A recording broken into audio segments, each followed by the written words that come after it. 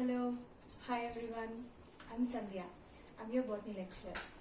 In this lecture, in this video, we are going to study about biological classification. Means classification of the living organisms, all living organisms. So, going into the topic, see, from the dawn of since the dawn of civilization, the attempt was made to classify the living organisms based on the basis of the use of the organisms. The classification of the organisms have been done, like for food, shelter, clothing. The organisms were classified, but a detailed study and much knowledge was not known. So based on the use of an organism, the organisms were classified in the ancient civilization. Then the first attempt was made by Aristotle. Who is Aristotle? Aristotle is considered as the father of biology. He is a biologist, scientist who is considered as a father of biology. So Aristotle made the first attempt to classify the living organisms. Based on he classified the organisms into two: plants and animals. He classified the plants based on the morphological characters.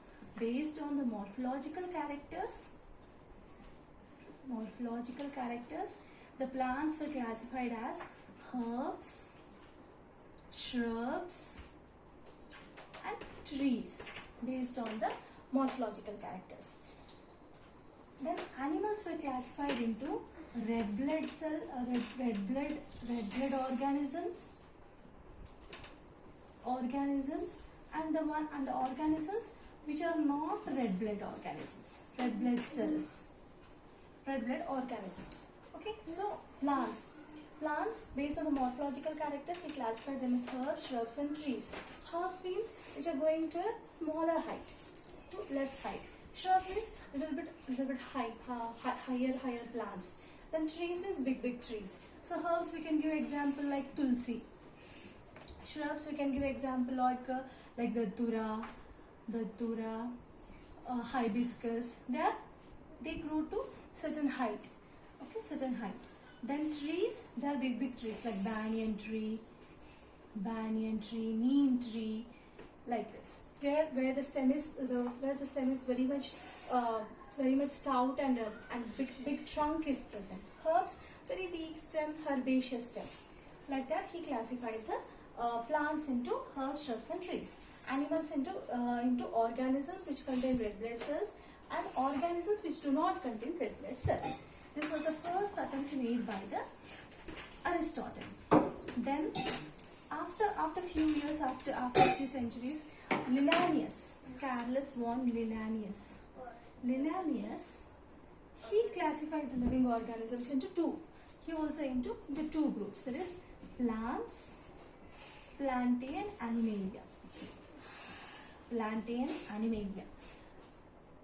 Yes, he classified them into two. But here, in this type of classification, in this two-kingdom classification, this is called as two-kingdom classification. Two-kingdom system of classification.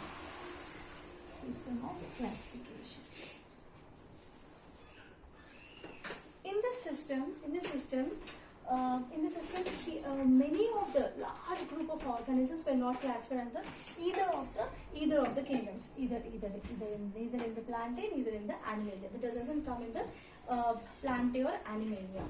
Then this system did not give much information about the eukaryotes and prokaryotes. This system did not give the information about the eukaryotes and prokaryotes.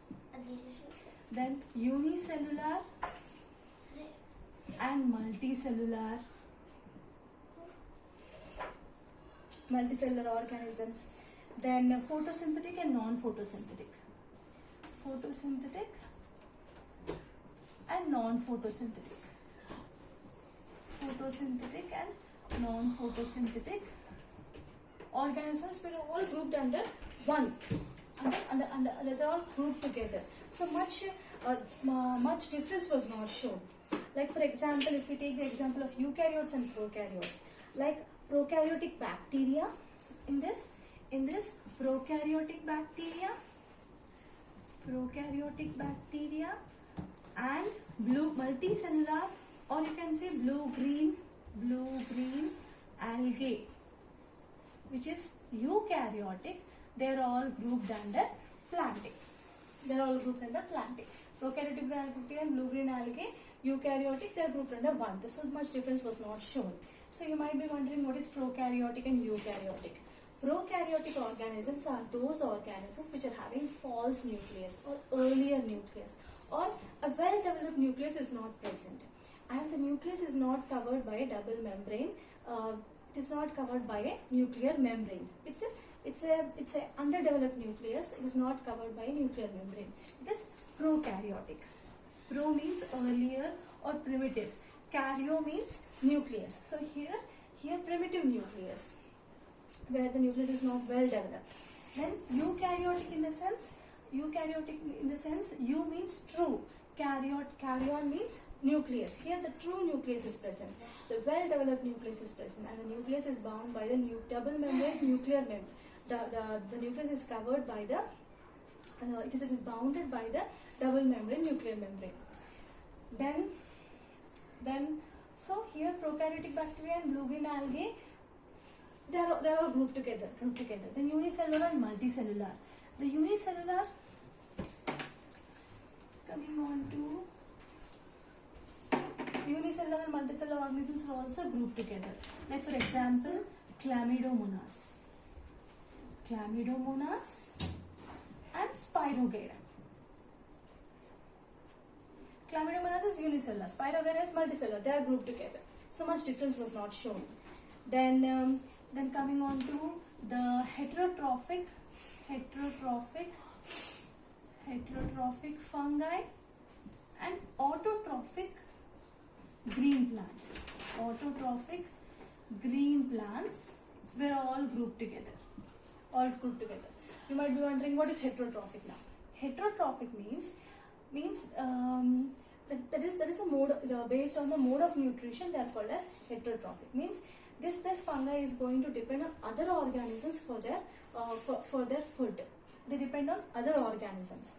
Autotrophic means auto means self. They are going to prepare the food materials inside their body. They are not dependent on other organisms. Whereas heterotrophic means they are going to depend for food on other organisms. So heterotrophic fungi and autotrophic green plants were all grouped together. Like this, some drawbacks were there. Then fungi. Fungi has cell wall. These green plants, in the cells, they also have cell wall. But the cell wall of fungi contains chitin, a substance. Okay, a substance in the cell wall.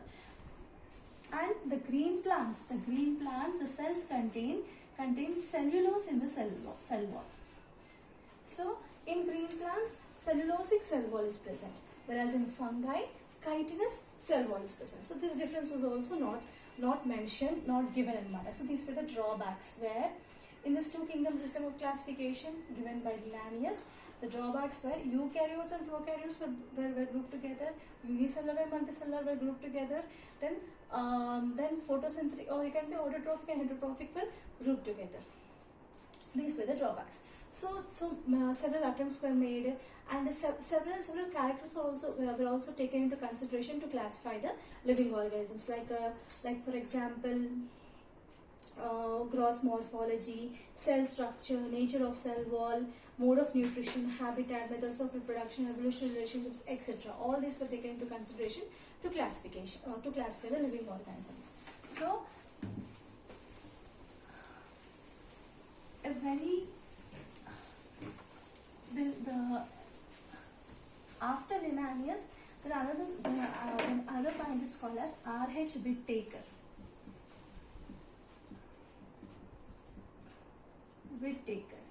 In 1969, he proposed the five kingdom classification of living organisms.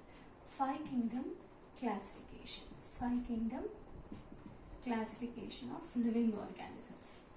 He has taken into consideration of cell type, mode of nutrition, reproduction, then what to say, phylogenetic relationships, all characters were taken into account, and he classified the living organisms into five kingdoms. Five kingdom classification, R.H. Whittaker. He has taken into account cell type, composition of cell wall, or you can say nature of cell wall,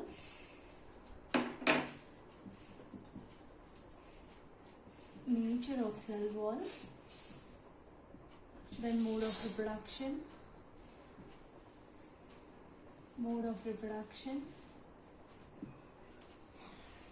mode of reproduction, then mode of nutrition, mode of nutrition, then phylogenetic relationships. Phylogenetic relationships were all taken into account, and the living organisms were classified into five kingdoms. So what are those five kingdoms? Let us know about them. The five kingdoms were Monera, Protista, Fungi, Plantae, and Animalia. These were the five kingdoms which were made by R.H. Whittaker. So all prokaryotic organisms comes under monerans. Then protistans. In protistans, the unicellular eukaryotic organisms. Here all prokaryotic organisms. Prokaryotic organisms. Here unicellular eukaryotic organisms. As I told you, what are prokaryotic and what are eukaryotic. Prokaryotic means where the nucleus is not bound by double membrane nuclear membrane. Here eukaryotic means it is a true nucleus which is bound by a double layered nuclear membrane. This true nucleus. So unicellular eukaryotic. And fungi is placed under a separate classification, whereas in Linnaeus he placed it under Plantae. But here he has placed the fungi in a separate kingdom. Then Plantae and Animalia. Plantae and Animalia.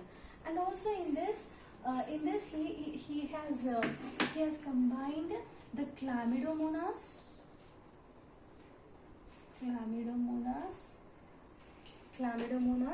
and Chlorella. Earlier, this Chlorella was placed under Plantae, but now these Chlamydomonas and Chlorella are placed under algae only. Placed under algae, and also they are placed along with Paramecium and Amoeba. Earlier, these were placed under Animalia, but now they are placed together because they are all placed under the Protista. Placed under the Protista.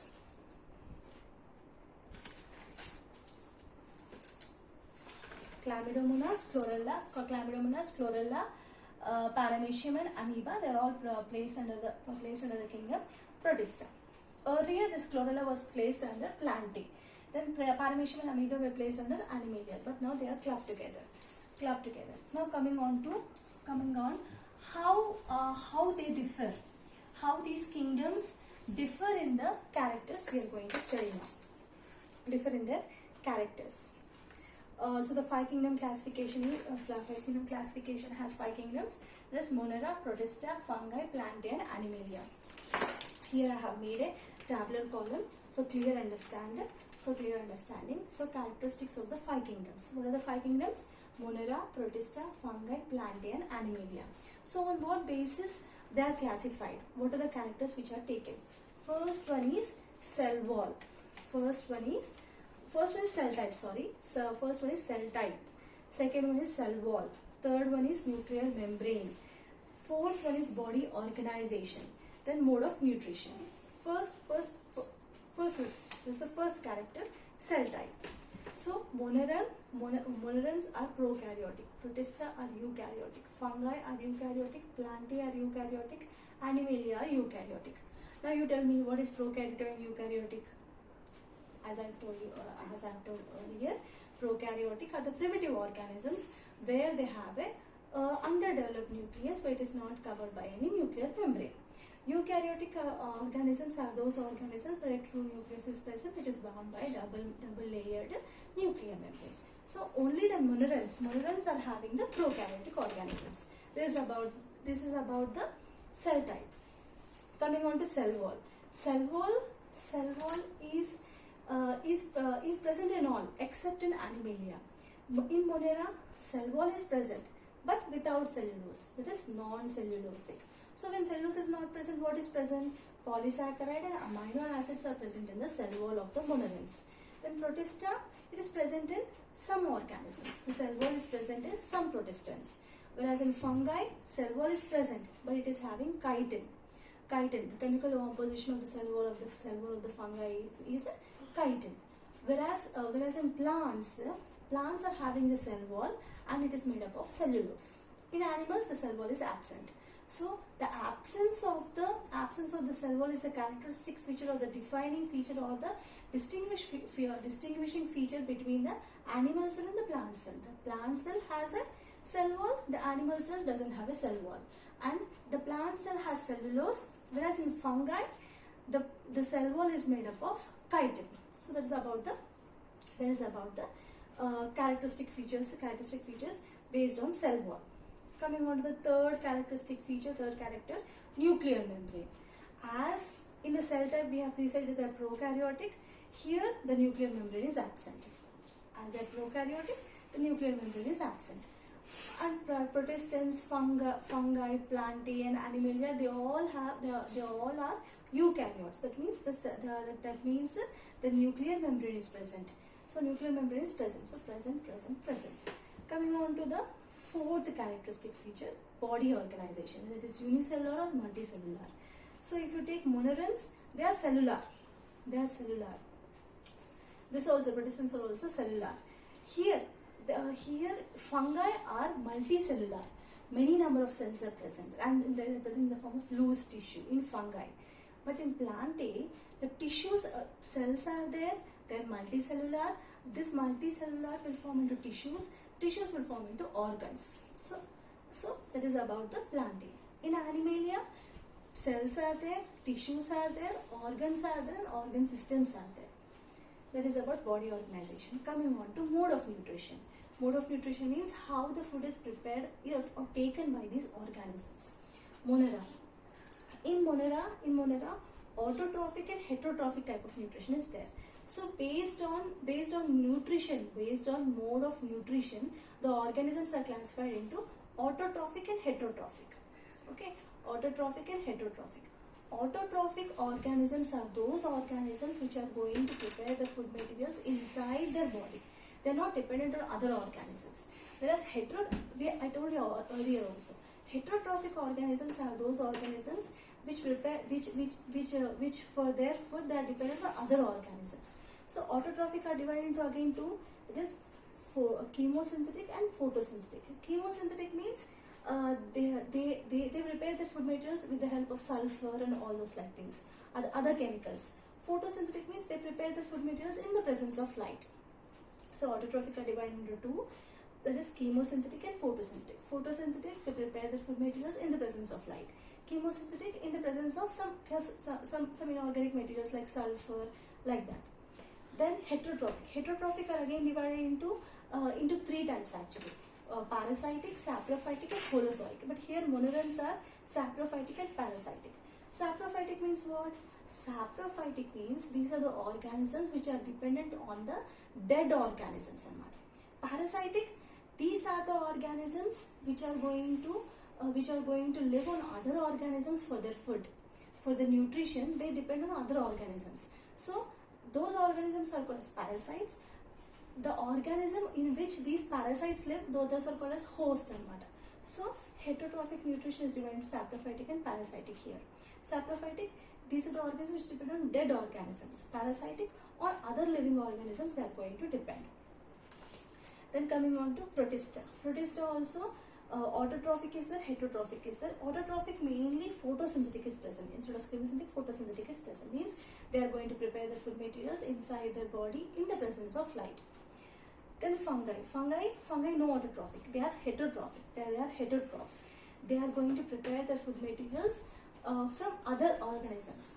They are going to get their food materials from other organisms. Mainly they are saprophytic and parasitic. Saprophytic means they are going to get their food from the dead organisms, dead and decaying organisms. Parasitic on other living organisms that are dependent for food. Plantae, you know, they are autotrophs. Plants are producers, they are autotrophs. Auto means self, means they are going to prepare their food materials inside their body. Mainly photosynthetic. Why I am saying mainly? Because some plants are there, like insectivorous plants and then carnivorous plants, where they trap insects for nitrogen requirement. But majorly they are autotrophic, photosynthetic. Animalia are heterotrophic. Animals are totally dependent on other organisms, heterotrophic. Here mainly they are holozoic. Holozoic means they are going to take the entire food. So heterotrophic is again divided into three: saprophytic, parasitic, we know. Again here a new term came which is called as holozoic. Holozoic means they are going to eat their whole food. They are going to engulf the food. This holozoic. This is about the 5 kingdom classification which was given by R.H. Whittaker. Thank you.